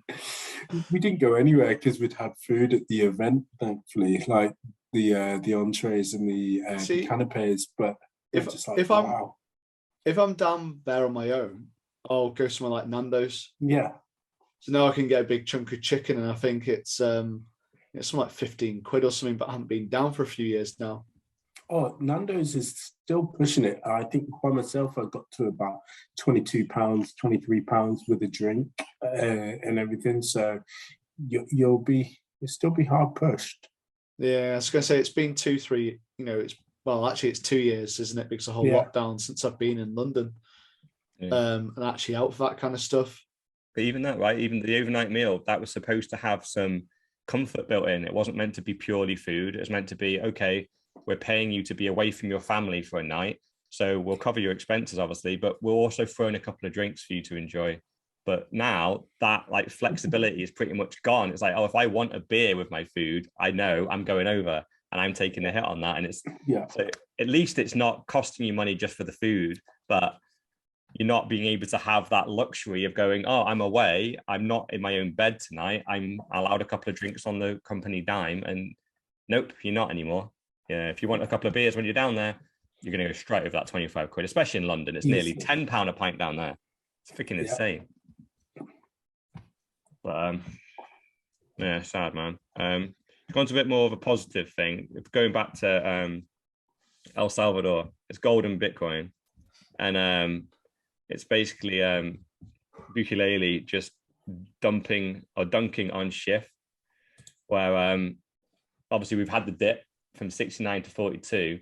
Bukelele being the mini Chad that he is. He's not a mega Chad, but or giga Chad, but he bought an extra 150 coins. It was 48. So he got in all right. But then Peter Schiff comes in and starts going, oh, there's loads more dips come in, and how much of the taxpayer money do you intend to waste? And he just comes back and goes, oh, right, Peter, like we do actually have gold reserves. And they've got $79 million worth of gold, which is down 0.3% during the last year. But the Bitcoin they've got is now worth 204 million. And I think they bought 100 million or something, or 150 million. So he's up like 50 million in Bitcoin terms. And it's just great to now see Peter trolling like a president of a country in the same way as he's been trolling Bitcoiners for years. But I think Peter likes it. Schiff likes the kind of like interplay, doesn't he? Oh, I mean, he really enjoys it. But what's funniest is the top comment on that screenshot is Spencer Schiff. My dad's reply is your signal to buy more. Yeah, and that's his own son. Yeah, I love it. Did you see he was on Pomp's show with Peter McCormack? I think it was on Monday also, and it was a great show because Peter talks about his son being the smartest person in the world. and obviously Peter just has no retort back to it. I have to watch that episode. You have to throw me the link. Sounds funny. It's really good. But in Naib's retort to Peter Schiff, he starts, what is it, the second sentence? Boomer, we have 44,000 ounces of gold. I just like classic. Yeah. He's really embraced the Bitcoin ethos and lifestyle, hasn't he? It's all in. He's definitely all in, isn't he? I love it. It is fantastic to see it, especially his happening on Twitter, man. It's just this is why Twitter's great. I don't think I really got it until about 2 years ago when I started actually getting to Twitter after sporadically looking at it. Yeah, this is a world leader, right? It's one of the most insignificant world leaders, but it's a world leader, and he's come into Bitcoin Twitter and is behaving just like us. He's talking like us. He's dunking on people. He's trying to tear him down. He doesn't care. It's amazing to see it. Do we know what he's into in terms of Bitcoin? Because obviously it was September when he moved the country into it, but what his involvement, like, literally, is it in line with El Salvador, or does it predate it by 2 years? No one really knows. It seems to be like the story that Jack Malice has told. They seem to get into Bitcoin, I think it was about a year ago, and they just hit Jack up and went, "We think you're building something like the rails that you're building on Lightning. We're interested." So he literally got invited there about a year ago, and then he told them what they could do, and then about 9 months later they launched Bitcoin on their balance sheet and rolled out accepting payments in every single store across El Salvador. So it all kind of went very fast. So who knows how long they were studying it before that? Who knows if Bukulele has a large Bitcoin position himself personally? I would be surprised if he didn't. Do you reckon he's got 6.125? Hopefully. It might be some of the things that end up being a bit of a scandal against him. Who knows? Because obviously he's definitely pumping his bags, and you could throw at him the insult that he is using taxpayer money to pump his own bags. And who knows, maybe he exits Bitcoin and then retires very rich off the back of his own personal holdings. Who knows? Yeah, that would be a shame if that's the case. Did Peter reply back to his reply then about having gold and obviously it being down? I don't know. Just some boomer nonsense, probably. Yeah, he's always got an answer, and it's always the same thing. It's just he's like a broken record, Peter. It's a different day. He always has nice, clear data and numbers on a day where Bitcoin's gone down by 20%. Because then he can cherry pick. Bitcoin went down by 20% today. Gold hasn't done that for 50 years. So your coin has store value. But then you just go, all right, fine. On the 24-hour chart, you're correct. But let's just zoom out over 6 months or a year. Well, now you're wrong. So, and then if we go over 10 years, you're even more wrong. And then anything before that, Bitcoin didn't exist. So it's a non-comparison. So over every metric you choose, other than the 24 hours, you're wrong. And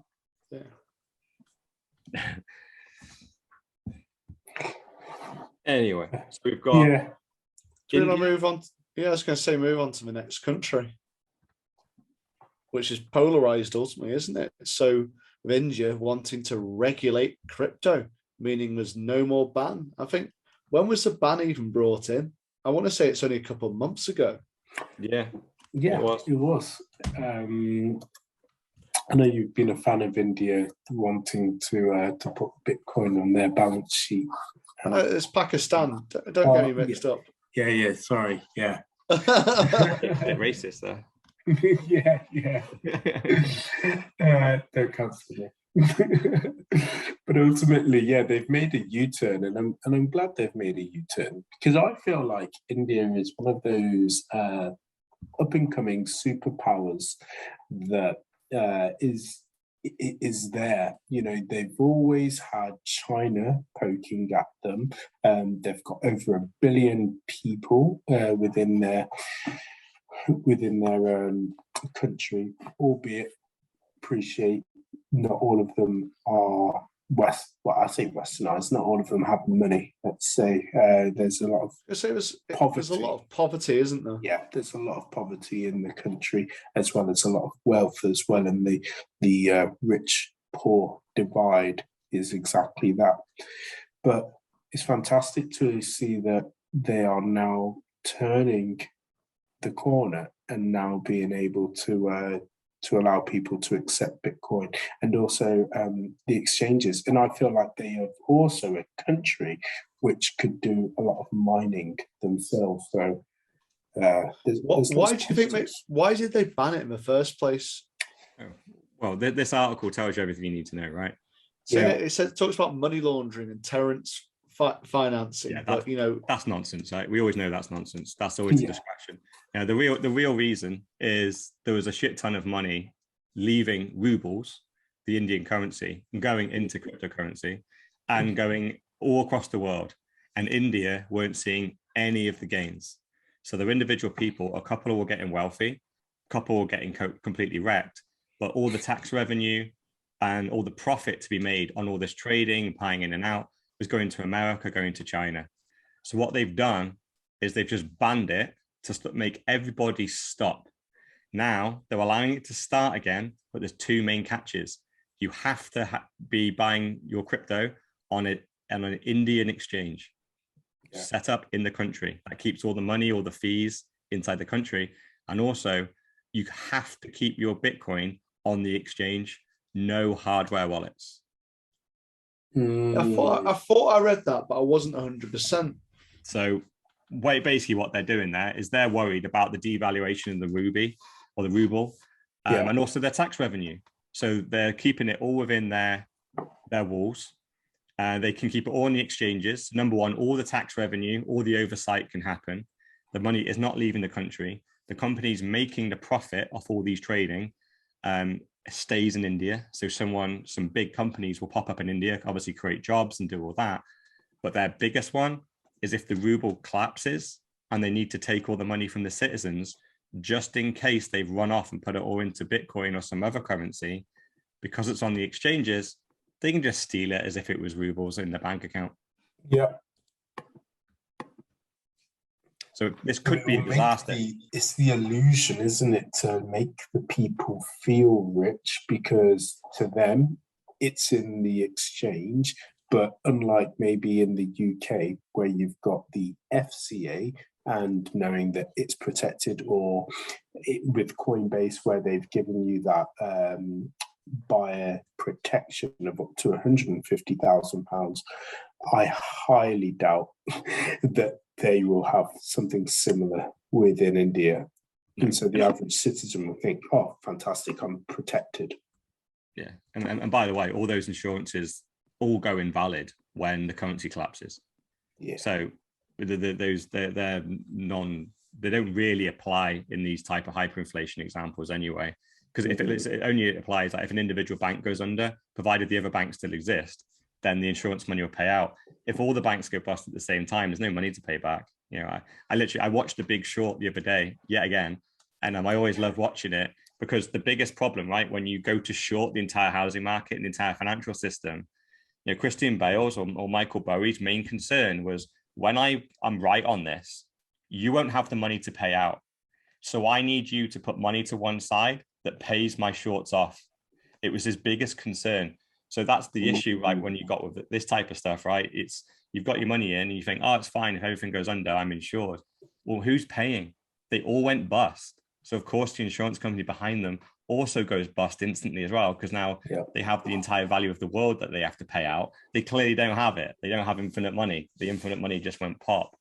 So yeah, so I hope this isn't, we're not talking about India in 5 years' time when there's a load of people that will now buy Bitcoin on these Indian exchanges. And in 5 years' time, they're forced to hodl it on the exchange. And some government policy gets passed and they just take a haircut and just steal 20, 30, 40, 50, 60% of people's Bitcoin to try and prop up the ruble, because the ruble will be collapsing. It's one of the weakest currencies. It's stupidly inflated. The Indian government have done an absolute disastrous job with their economy. So they're going to be desperate. And I really hope a load of people don't buy this. If you're in India right now, I would highly recommend just trying to buy Bitcoin peer-to-peer and buy off individuals, and then just send some money via bank transfer or PayPal. Just try and get the money out in some shape or form, and then get your Bitcoin sent to you via and stored on a hardware wallet. Do not use these Indian exchanges, because they are never going to let you take it out. And once it goes in, it's a one-way traffic with that. is there some way which they could do that? So you're saying, send it bank transfer, but, someone's got to send something first, and that is there some kind of smart contract which someone could use in peer-to-peer? Yeah, there's sites like Local Bitcoin and Hodl, where they basically they're like an eBay but for Bitcoin. So they do the escrow in the middle. So when you buy it, they hold the fiat and the Bitcoin. They wait for both to arrive. Once they both arrived, then they give each person access. Because ultimately Bitcoin, is the whole concept of it is taking control, decentralizing, and this is, taking away the control. So, it is this isn't financial advice, but it is.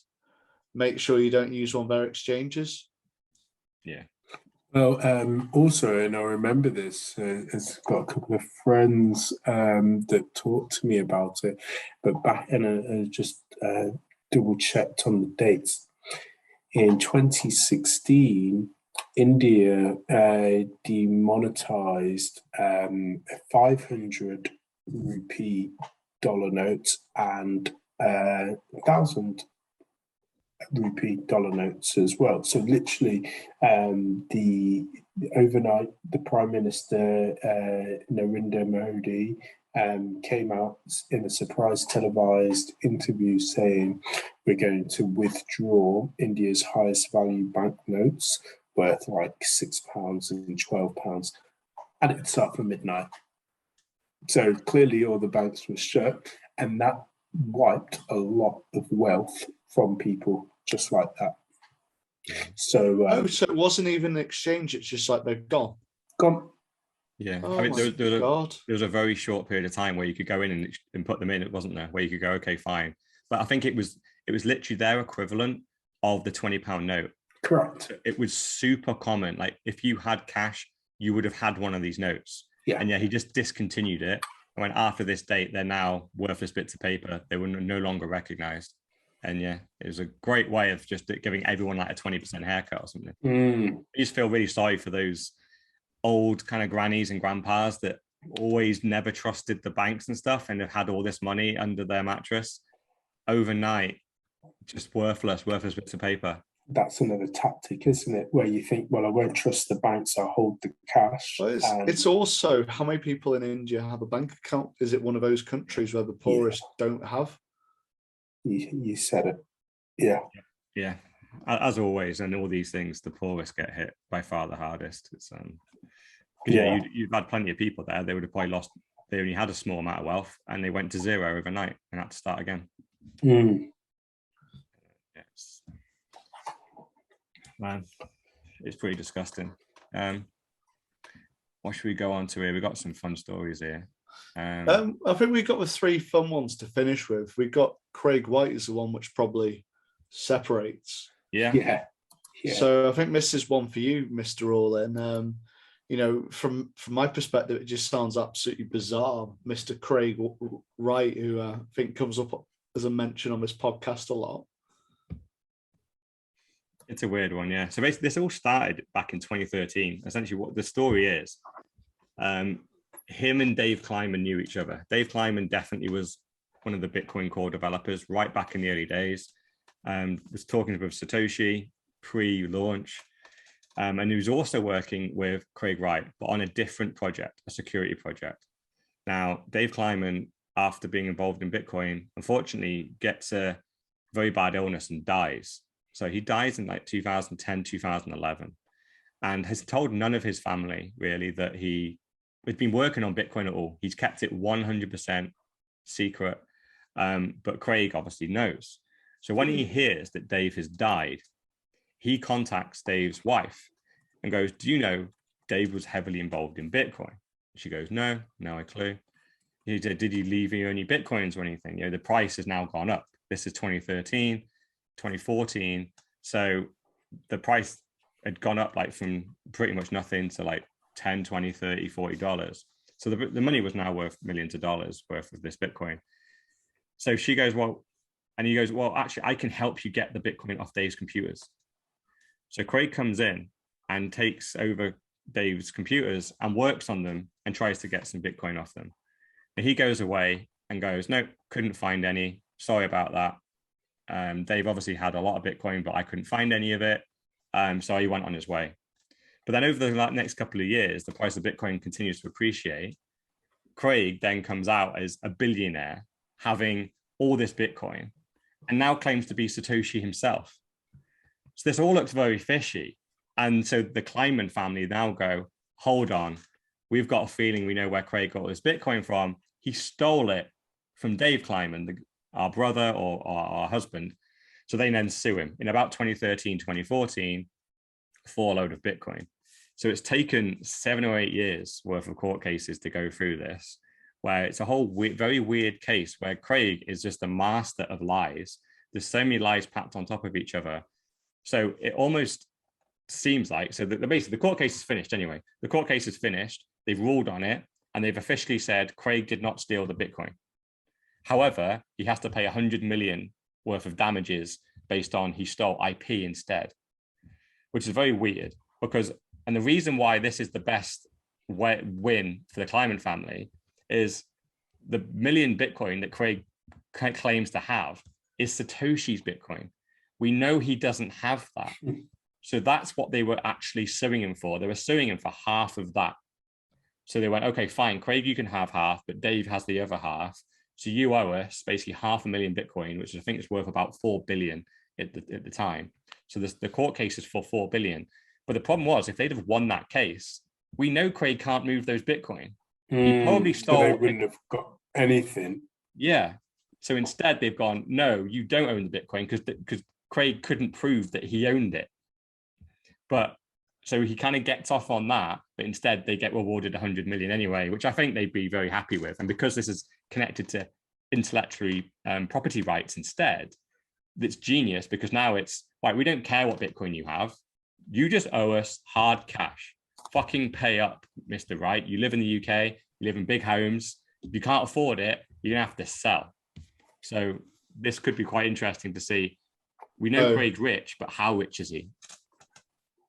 So that's interesting, yeah, about the whole Satoshi, because, yeah, I tried to read the link, but it didn't really give me much insight, to be perfectly honest. Yeah, so it's better to get the inside from you. Yeah, it's this is a real OG story, this one is, from because Dave Kleinman as well, he's in the category with Adam Back, Peter Todd, Hal Finney. He's one of the original OGs. So Craig, Hal Finney also died. Yeah. So we talked about him, didn't we? Yeah, he did the very first Bitcoin transaction with Satoshi, and then Dave was very closely behind. He seemed to be third or fourth in. Okay, big respect then. Yeah, good victory for his family to get some hard-earned money out of there. Yeah, it's really disgusting. We don't know what Craig did. I suspect that he did find some Bitcoin on Dave's computer. It was nowhere near the million Bitcoin that he claims he managed to get, because he reckons he mined them himself anyway, because he's Satoshi. But weirdly, that's a very clever lie built on top of a truth, which is, well, I did steal some Bitcoin, but they're not the ones you think they are. So you're looking somewhere else, whereas I've got them over here, because I'm pretty sure that's how he got wealthy, which is why he is who he is now. But it's good. He owes 100 million. It's a nice payout. Do you think Hal Finney, Craig Wright, and the real Satoshi ever met in person, or was this all online and through chat rooms sort of thing, as opposed to sitting down as a group and kind of building together? Hal Finney died recently, and then you had Peter Todd, who's still alive, so you've kind of got, they can tell. I'm sure there's the stories about how they all interacted there. Yeah, I don't think there's any. Like, Hal Finney unfortunately died back in 2013 as well. Oh, he's been dead a long time as well, around Dave Kleinman as well, and then another guy died. I forget his name now. But I don't think they ever did. I think they're all in different countries. A lot of them. I think there's 2 in Britain there, and then there's someone else in. Hal Finney was American. And so, yeah, I think they just... Where's Peter Todd from? He's from Canada. I had in my head he was Australian for some reason. No, that's Craig Wright. Craig Wright's Australian, currently living in the UK. Yeah. But no, I don't think they ever did meet. I think they met probably on the cypherpunks, met online. Yeah. Yeah. And just had similar skills, similar interests, and then just contributed to Bitcoin remotely. And yeah, if they'd have stayed together a little bit longer, but they pretty much all died so early into it, where there's barely any Bitcoin conferences. Like no one was doing this thing yet. And it was. But Craig Wright was. But Craig Wright, was he ever in that kind of group? Do we kind of the talks online? No, he was never in any of the chats. Any of it. He's produced emails of him chatting with Satoshi in his court case, and they've all been proven to be edited. It's just hilarious. So the thing is, someone like Peter Todd, he would know the background, wouldn't he? Yeah, and like like Craig Wright, like he can't even code. Like he literally put a hello world bit of programming online, which is the most basic one ever.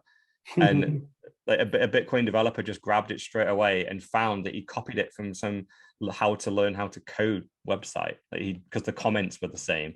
So you just go, Craig, you're trying to prove you can code with the most basic programming example that literally you learn that 101 in week 1 of your computer science degree. It was a calculator or something like that, wasn't it? It was whatever it was. It was so simple, and he didn't get it. And even an absolute novice like me would remove the comments. And change some of the variable names. Exactly. It's like, and even that, when you run it through a code, like plagiarism manager, it would still find it, right? Because everything else would be identical. Or that'd be ordering and everything else. Yeah, you'd still get caught. But he didn't even do that. Like, he literally just eyeball it and go, it's the same. Like, what the fuck, man? Did he try to do the first JPEG? Back and right click. Exactly. He literally did copy and paste. But hopefully it's the last we hear of Craig for a little bit. I want to hear a bit more. I want to make sure the family's paid. Yeah, exactly. I want to make sure the family's paid, but and then he can go off into the distance. And I'm glad that this story hasn't affected Bitcoin in a way. Like, I don't believe that the dips are matched and mirrored to the price, because I like the fact that there is no Satoshi. I don't want a figure for Satoshi. Yeah, it would have been interesting actually if Craig had lost and they'd have awarded the Kleiman family like 500,000 Bitcoin, which is 4 billion. I would imagine that would have caused a dump, because people would have been scared that, oh, holy shit, Craig, in theory, has held these million Bitcoin for 13 years because he's Satoshi. And now he's got to give 500,000 away to a family that know nothing about Bitcoin now. They're going to dump 4 billion on the market. So there's been this big fear about 4 billion about to be dumped, even though Craig doesn't have the million Bitcoin. So they're not going to get the 500,000 to dump.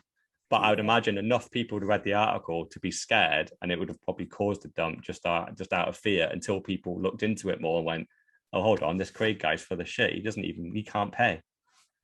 But the way it went, it's totally harmless, because basically Bitcoin's not involved at all. It's like, he didn't steal any Bitcoin. He owes you 100 million for other stuff.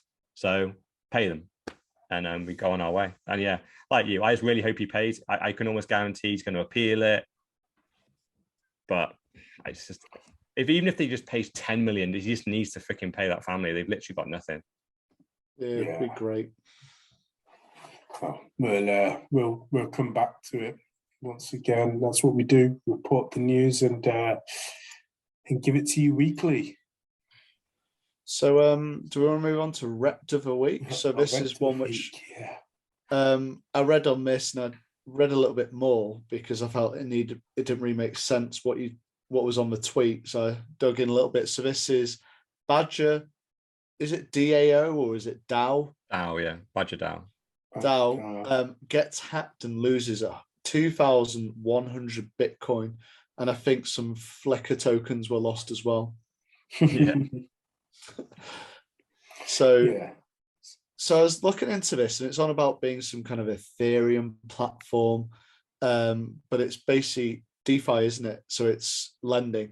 Now, what I found really interesting about this when I dug into another article is that it wasn't like some complex stuff. You know, it wasn't the fact they had their wallets all secured everywhere.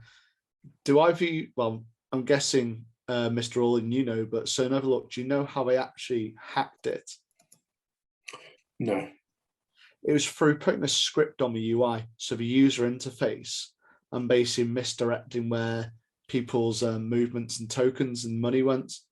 So it's like it's a really basic thing. You think that someone's holding Bitcoin and various other cryptos, it's absolutely basic stuff. So they go to log into their account, which they think is their account. They're putting in all their details, but really it's providing them with all of the information today. So they put a layer in there, and like I said, it's 101.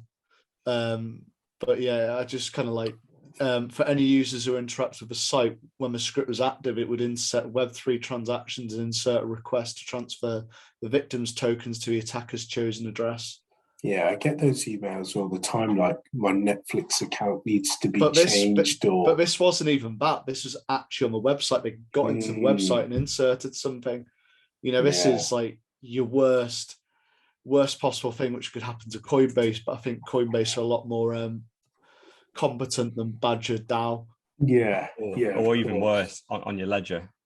This is what people try and get you to download, right? They try and get you to download a different version of Ledger that reinstalls itself that does exactly this. So it behaves in every single way, same as Ledger. But as you paste in where you're sending the Bitcoin to, it lets you put whatever you want. And as you click send, behind the scenes, it sends it to a different address and off it goes. Which is why whenever you're using Ledger, it will confirm the address you're sending to on the device.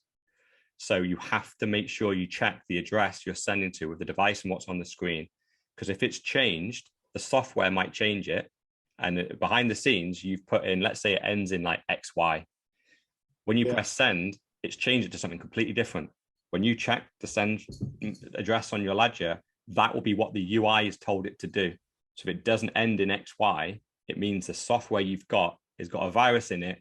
Do not confirm that transaction. Cancel out, your computer's compromised, stop using it, and reinstall your Ledger Live software somewhere else and make sure that those two addresses match up. But yeah, when you're using things like Ethereum, people don't have those China checks and balances in there at all.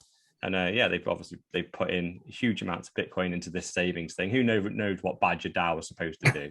Exactly. And the thing is, it always annoys me because they go, oh, we lost Bitcoin, but suddenly makes it sound like Bitcoin was hacked in some shape or form. It's like, no, it was in a DeFi Ethereum contract that was essentially just stored in this little bit of software. So all the security of Bitcoin is now gone. You were in this, basically just in an open cloud. Like someone could just put their hand in and take from it whenever they felt like it. And that's what's happened. And a huge amount of Bitcoin just goes disappearing. And this is supposedly the future of finance, DeFi. Like, no, these and also Ethereum, it wasn't just, that amount. There's more went on there. So it's absolutely shocking. But, as we've said, hold your own Bitcoin. Don't fuck around with it. Don't look for these short-term gains because they're probably not worth it. Yeah.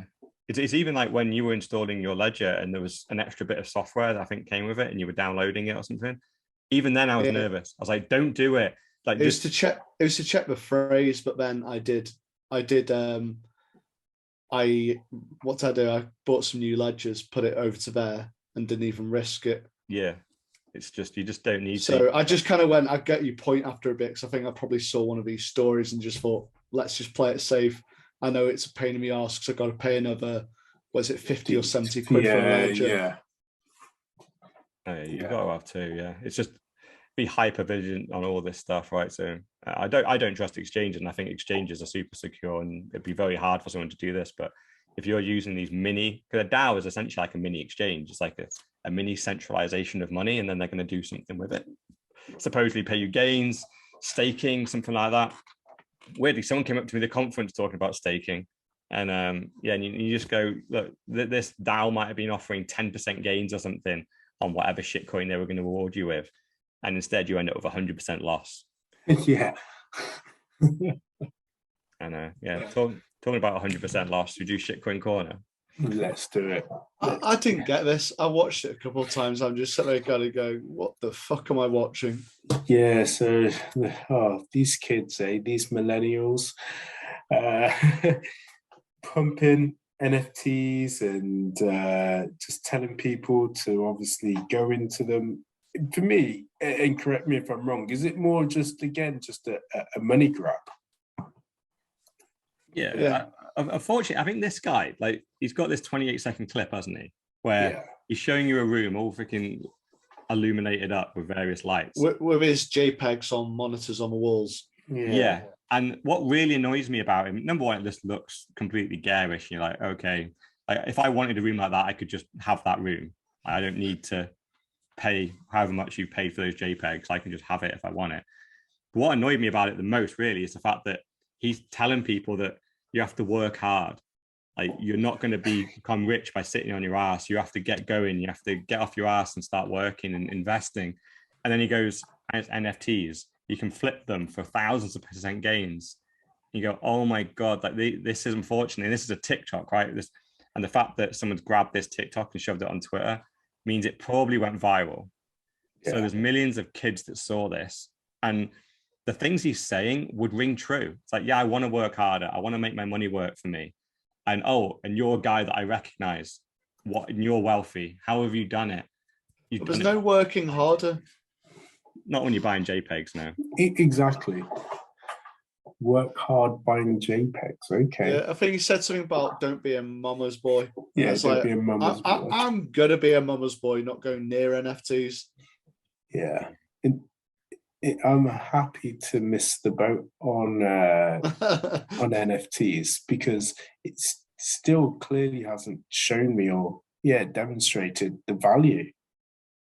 Well, it's like the baseball cards. That's the only way which I can come to explain it. But I think in a sound money world, I just don't think people are that arsed. It's a fad, right? It's I genuinely think if we fast forward 2 or 3 years, all these NFTs have lost 99% of their value. It's just they've gone, like, essentially, like, this is an example of, you have missed it. If you want to make quick gains, then the time to buy these NFTs was a year or two ago. That'd have been the time to do it. They've all appreciated hugely now. It's just like the market's saturated. It's basically ruined the Ethereum network as one point, as we refer to it, Flickr. And then it's also just, you are gambling. It's like any shit coin. What is the value of this shit coin? You're like, oh, great, you got great gains, you were lucky. But the next time, oh, you've gone quiet. What happened with your shit coin trading? Yeah. We've seen that happen many times. Yeah. It's going to happen. It's just really sad, because I can just see there's so many people that need to hear this type of information about investing, and this is what they get.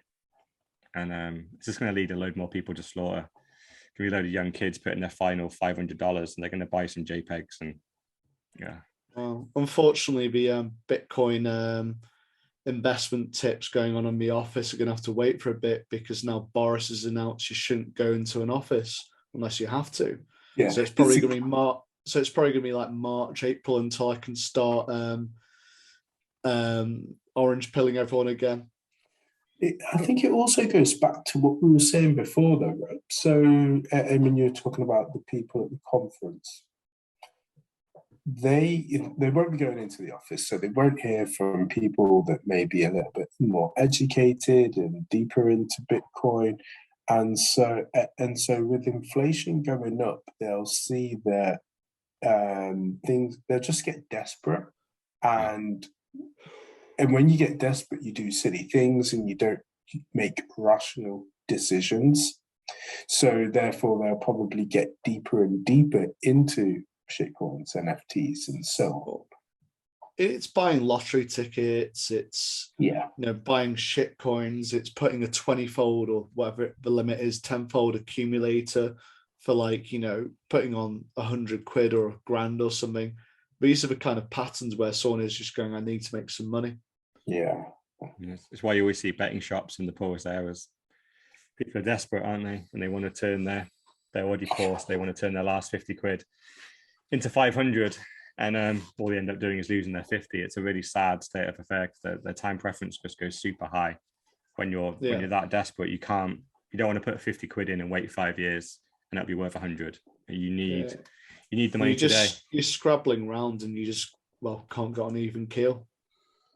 Let me share a story with you actually, which is like I was going to put I don't really play the lottery at all or gamble, but I felt like I needed to, but I still didn't. So yesterday went to London and got into London about 4 o'clock-ish.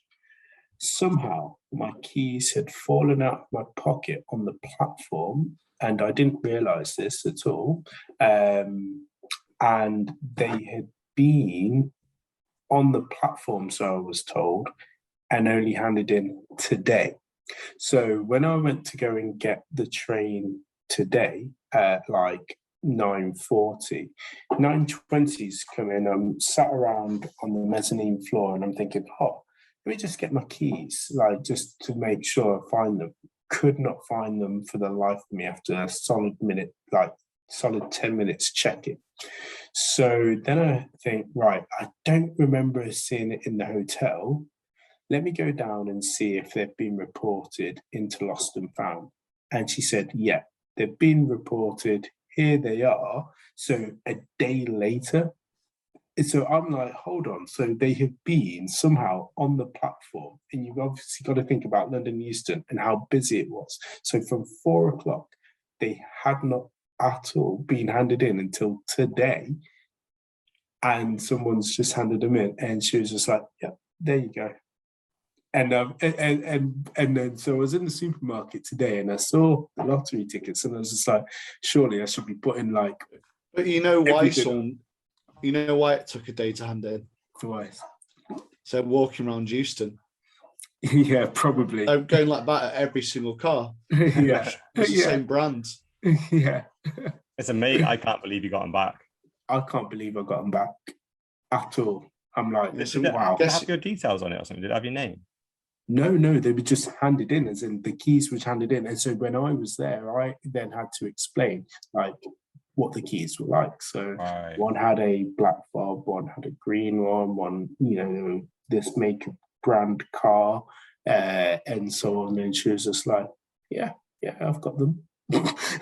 Just all casual. And I'm like, trying to, as I am, super cool. Like on the surface. Inside, I was just like, oh my God. Cannot believe it. I cannot. Because you'd have to obviously get your spare key from home, take it to a BMW or some other place and get it decoded. Yeah. And get it reset just in case. Obviously, there's a low chance because your key's been down in London, but still you'd have to do it as an absolute just in case someone actually figures it out. Yeah. Or there is a way of figuring it out. Yeah.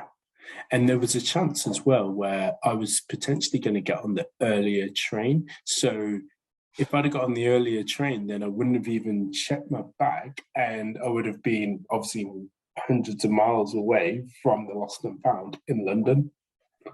It was just very fortuitous. Wow. Well, what would have got you over losing your keys if you had have is our last story. And it would have it'd have been Sailor speaking sweet nothings to you about Bitcoin to the sound of running water for as long as you want. Yeah. It like goes on for an hour. And then if you get bored of repeating that one over and over, there's a jungle variant and also a space variant. So I think there's about 6 hours of content there. It's proper meditation. There's lots of running water, nice sounds, birds squawking and stuff, nice and just the nice tones of Michael Saylor talking about Bitcoin sound money. And it is by far, I've watched a lot of weird Bitcoin videos. This one just topped it. This one was just, who is listening to this? Even weirder than the song, I can't remember what her name was, where she's talking about Michael Saylor being the Bitcoin bull. Oh, yeah. That's just normal weird, right? It's just things get it. I don't know if it is. That's the normal weird you get on Bitcoin Twitter, but this is just very mainstream meditation. But with Michael Saylor, I watched it for like 5 minutes. It's the least relaxing thing I've ever heard because Sailor keeps saying stuff that's so profound that I'm like, oh my God, yeah. Like you see jumping up. It's also, Sailor hasn't really got the most relaxing of voices, has No, he? it's quite like harsh, isn't it? Or like a bit squeaky. Yeah, it's kind of like, it's almost like a proper nerd voice. Yeah. It's funny, actually. Talking of nerd voice, when what's his face, Jordan Peterson, he openly acknowledged, like somebody said, that his voice sounds like Kermit the Frog.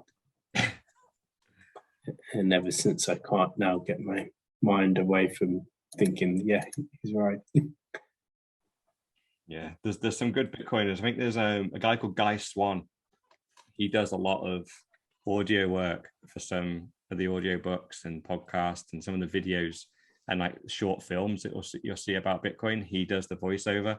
And he has such a nice, smooth, like radio voice, and it just goes, you know, just straight away has this certain amount of authority with it, but just soothing as well. And it's just so important, I think, if you have that. And yeah, unfortunately, Sailor doesn't have it. Safedin's got quite a strong accent as well, so he's hard to listen to for long periods of time. I find it just hurts my brain to listen. I'm constantly having to like work out the accent back to what he's actually saying, and he's saying complex stuff, so it's hard on the brain anyway, just listening to him, even if it was perfect English. Then when they add the accent on, it just becomes even more tiring. But yeah, no, I wouldn't. I listen to my Bitcoin content to be informed. If I'm trying to go to sleep, that ain't gonna do it. That's gonna freaking give me nightmares. Yeah, well, I actually really value all of the listeners that tune in, because I think, oh my gosh, you've tuned in for hours listening to my voice. So yeah, I think this isn't a voice for radio, or any type of podcast. So I appreciate that. And our impressions of jet skis. Talking of really good voices, is a lady called Paula Pants, and she doesn't really. I've not really talked or seen anything where she talks about Bitcoin, but she gives some real sound advice about money and like how she saved and how she got out of the rat race and how she became financially independent. In her vehicle, surprise, surprise, was property, but she interviews a lot of people that give sound money financial advice.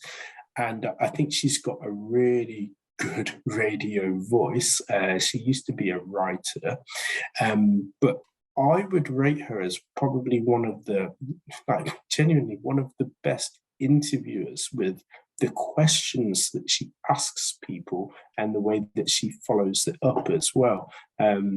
Yeah, if you ever get time, a lady called Paula Pant, P-A-N-T, I'll send it into the group, and then maybe we'll also post it.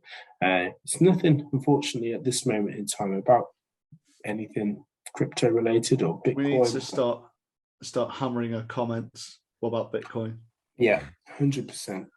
Come on, Boomer. I'm already on. And what's going on with that weird name, Paula Pants?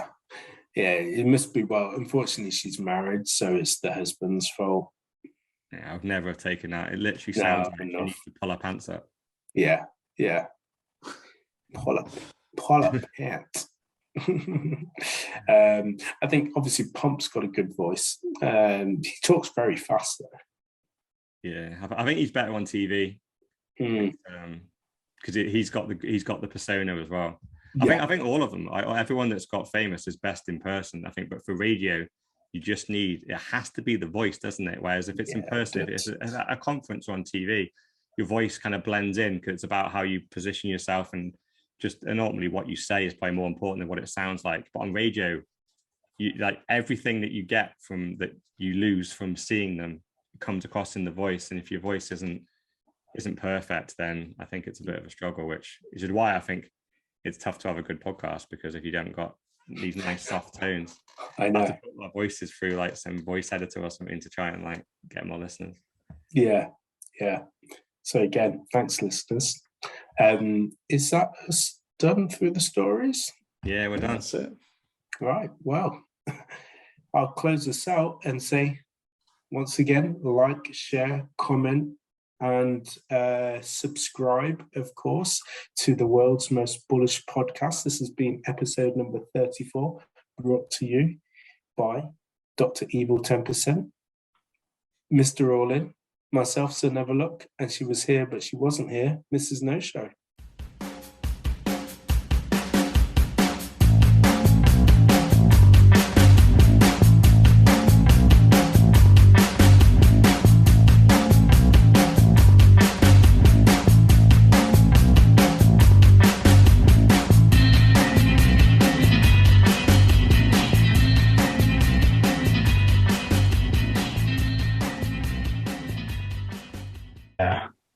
Fellow plebs, if you want to hear us, then tune in.